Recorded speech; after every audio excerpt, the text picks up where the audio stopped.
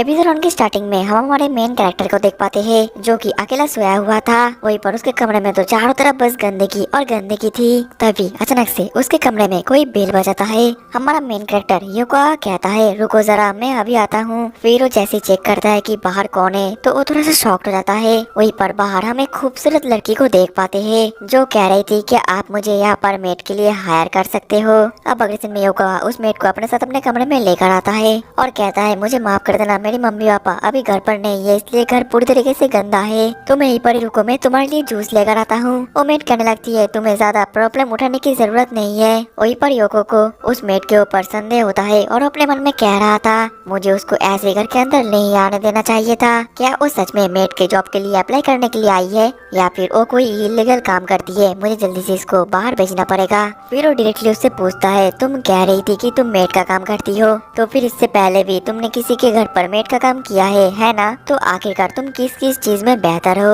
वो मेट कहती है मैं एसोसिएशन में काफी ज्यादा माहिर हूँ। जो लोग मेरे मास्टर को टारगेट करते हैं और मेरे मास्टर से डिसलॉयल होते हैं मैं ज्यादातर उन लोगों को एसोसिएट करके मार देती हूँ। वहीं पर उसकी बात सुनकर योको को कुछ भी समझ में नहीं आ रहा था और कह रहा था तुम मजाक कर रही हो है ना? वो मेट कहती है मजाक? आखिरकार इसका मतलब क्या है? ये सुनकर तो योको काफी ज्यादा डरने लगता है और कहता है मुझे इसको गुस्सा दिए बिना जल्दी से भेजना पड़ेगा। फिर वो पूछता है आखिरकार तुमको यहाँ पर किसने रिकमेंडेड किया है? क्या वो बंदा हमारी फैमिली को जानता भी है? जिसमें वो मेट कहती है मेरी मास्टर का बीबी की कजिन का लड़के का तुम हो ग्रैंड चाइल्ड। योगो कहता है तो बेसिकली हम दोनों स्ट्रेंजर्स है। और इसके अगले पल ही वो तो काफी ज्यादा डरने लगता है और अपने मन में कहता है मैंने बातों बातों में उसको ये क्या कह दिया? वो गुस्सा तो नहीं है मुझ पर? मुझे जल्दी से टॉपिक को चेंज करना पड़ेगा। फिर वो कहता है तुम एसोसिएशन में अच्छी हो तो इसके लिए काफी सारे मेथड्स होते होंगे, तो तुम इनमें से किन मेथड में ज्यादा स्किल्ड हो? इसके अगले पल हम देख पाते हैं कि वो मेड योको को बाहर लेकर आती है और फिर अपने अंदर से काफी सारे चाकू निकालकर बहुत ही ऊंचा छलांग मारकर बहुत ही तेजी से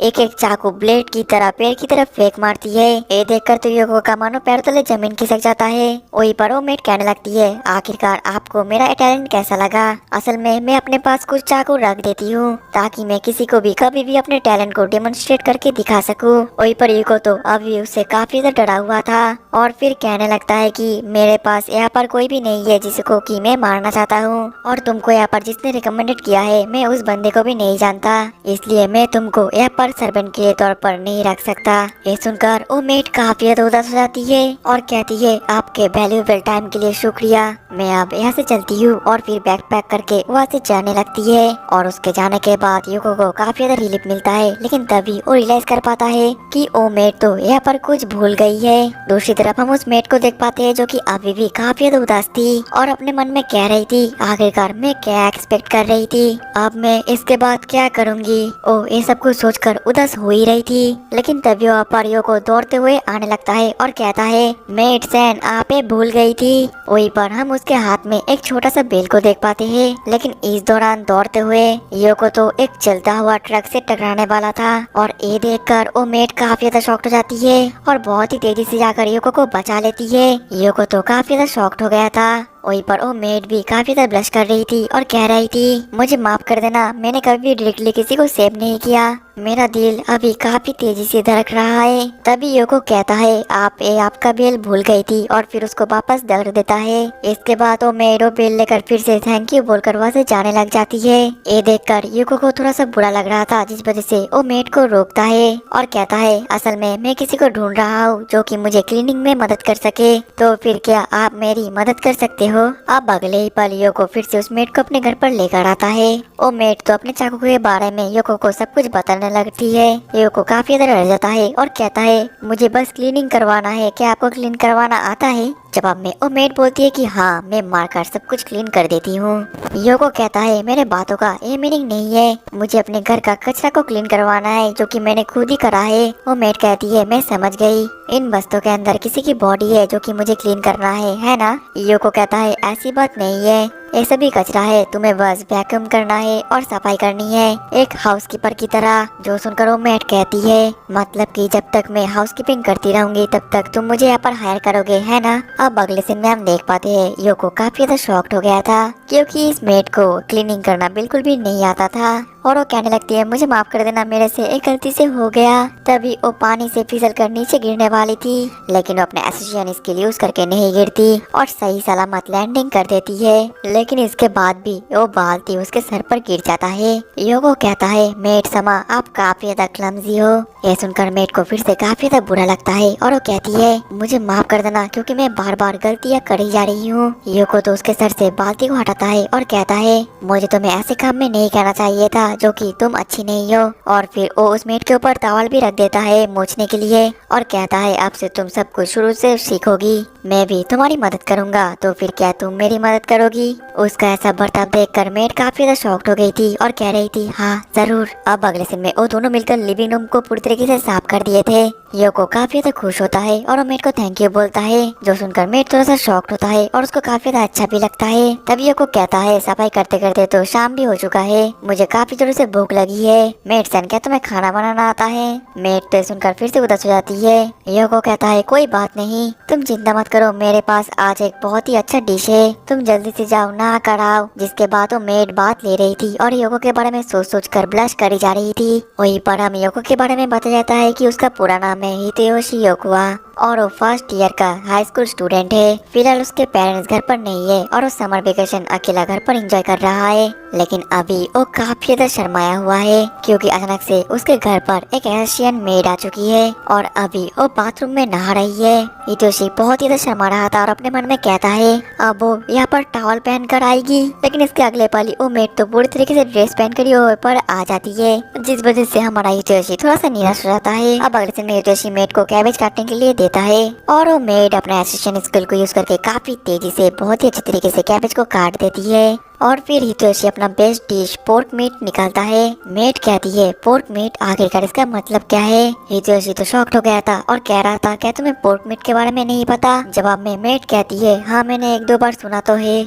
असल में मैं खाना खाने में ज्यादा इंटरेस्टेड नहीं हूँ, इसलिए मुझे उसके बारे में याद भी नहीं है। मैं खाने के बाद उसका टेस्ट और उसका लुक नहीं देखती। जिसके बाद हितेयोशी उस मेट को समझाने लगता है कि खाना कितना ज्यादा इम्पोर्टेंट होता है, उसका टेस्ट और उसका लुक और भी ज्यादा इम्पोर्टेंट है। और ये जो पोर्क मीट है ये इस शहर का बेस्ट शॉप से लिया गया है। ऐसा सुनने के बाद भी वो मेट ज्यादा इंटरेस्ट नहीं दिखाती और कहती है तो फिर अब क्या शुरू करा जाए। जिसके बाद को कहता है खाना सर्व हो चुका है मिस मेट, लेकिन रुको जरा, आखिरकार आपका असली नाम क्या है। मेट थोड़ा सा उदास होकर कहती है क्या नाम, मेरा कोई नाम नहीं है, मेरा मास्टर मुझे जो चाहे वही बुलाते हैं और आप भी मुझे जो चाहो वो बुला सकते हो। जवाब में योको बोलता है ठीक है, फिलहाल मैं तुम्हें बस मिस मेड ही बोलूंगा। इसके बाद वो दोनों खाना शुरू करते हैं और वो मेड जैसी उस पोर्क मीट को खाती है। योको बहुत ही एक्साइटेड होकर पूछता है तो फिर आपको कैसा लगा। वो मेड अभी भी कुछ खास रिएक्शन न देकर कहती है बिल्कुल सेम, इसका टेस्ट अच्छा है या बुरा मुझे बिल्कुल भी समझ में नहीं आ रहा, लेकिन ये खाना मेरे पास्ट लाइफ के खाने से बहुत ज्यादा अलग है,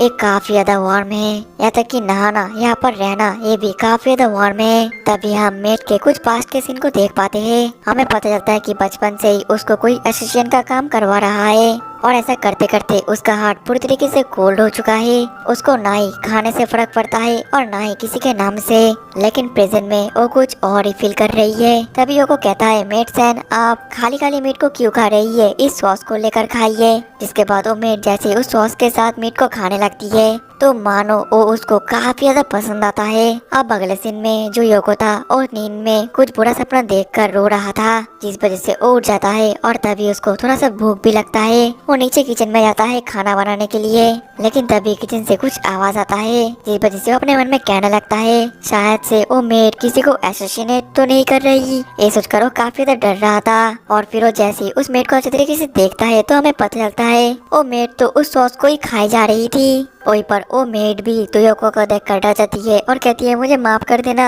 योको कहता है शांत हो जाओ, लगता है तुम्हें भी भूख लगी है, तो फिर चलो मैं कुछ खाना बना लेता हूँ। तभी वो मेड कहती है असल में जब भी मुझे लगता है कि मैं कल मारी भी जा सकती हूँ तो मुझे लगने लगा कि मरने से पहले क्यों ना मैं इस सॉस का टेस्ट और एक बार कर लूं। और इसके अगले पल योका कुछ खाना बनाकर उस मेड के साथ बालकनी में बैठता है और वो दोनों फिर बहुत ही मजे से खाना भी खाते हैं। लेकिन खाना खत्म करने के बाद वो मेड पूछने लगती है योको समा आपने क्या कुछ डर अपना सपना देखा था। योको शॉक्ड होकर पूछता है आखिरकार तुम ऐसा क्यों पूछ रही हो। जवाब में वो मेड कहती है, जब मैं सॉस खा रही थी तब मुझे आपके कमरे में से कुछ आवाज आई, जिस वजह से मैं आपके कमरे में चली गई। मुझे लगा था कि वहाँ पर कोई एसेसियन आया है। ये सुनकर योको कहता है, तब तो मुझे तुमने देख लिया है ना? मेड हाँ कहती है, जो सुनकर योको काफी ज्यादा एम्बेरेस्ड फील करने लगता है और कहता है, क्या मैंने कुछ कहा था सपने में? मेड कहती है, हाँ, आपने बार बार माँ माँ बोलकर पुकार रहे थे और मैं भी एक सपना देख रही थी जिसमें एक बहुत ही बड़ा सॉस का बोतल मुझसे कह रहा था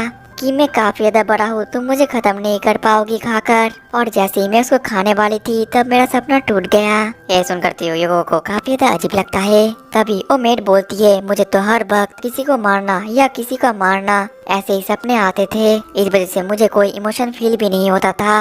लेकिन आज उससे सब कुछ बहुत ही ज्यादा अलग है। मैंने आपको जैसे ही एक खराब नाइटमेयर देखते हुए देखा तब मुझे काफी ज्यादा बुरा लगा, क्योंकि मुझे नहीं पता था कि आपको कंफर्ट कैसे दिया जाए। योको कहता है, तुम्हें इतना ज्यादा चिंता करने की कोई जरूरत नहीं है, मुझे बचपन से ही ऐसे नाइटमेयर्स आते हैं। तब मैं अपने मॉम के गोदी में सो जाता था, जिस वजह से मुझे ऐसा नाइटमेयर्स नहीं आता।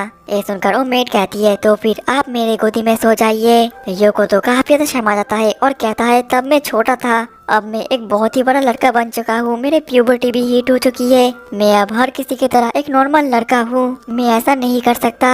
ये सुनकर वो मेड फिर से काफी ज्यादा उदास जाती है और अपने मन में कहती है, मैं इस चीज के लिए नहीं बनी। वहीं पर कोई उससे कह रहा था, तुमसे कुछ नहीं होने वाला, तुम एक कोल्ड हार्टेड पर्सन हो, तुम सिर्फ लोगों को मार सकती हो। लेकिन तभी योको उसके गोदी में सो जाता है, जिस वजह से उस मेड का सभी खराब थॉट्स आना भी बंद हो जाता है। योको या तो काफी ज्यादा शर्मा रहा था। वो मेड कहती है, मास्टर हिदेयोशी, क्या आप ऐसे ही सो सकते हो? योको काफी ज्यादा शर्माता है, लेकिन वो बोलता है, ठीक